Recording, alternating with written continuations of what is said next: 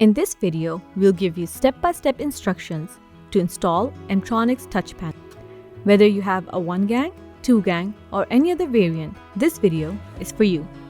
First things first, ensure safety by switching off the AC supply from the fuse or circuit breaker.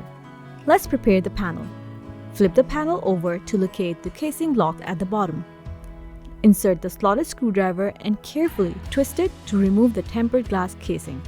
Now, using a cross-slot screwdriver, unscrew the terminal screws and connect the wires according to the labels at the back of the panel. Once connected, screw them back in properly. Then, fit the panel into the wall. With the provided screws, secure the panel in place using a slotted screwdriver.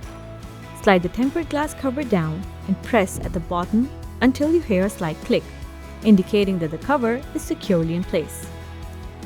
Switch on the AC supply and wait for 30 seconds. Once powered on, the panel will be ready for pairing with your M hub. Congratulations! You've successfully installed MTronic's touch panel.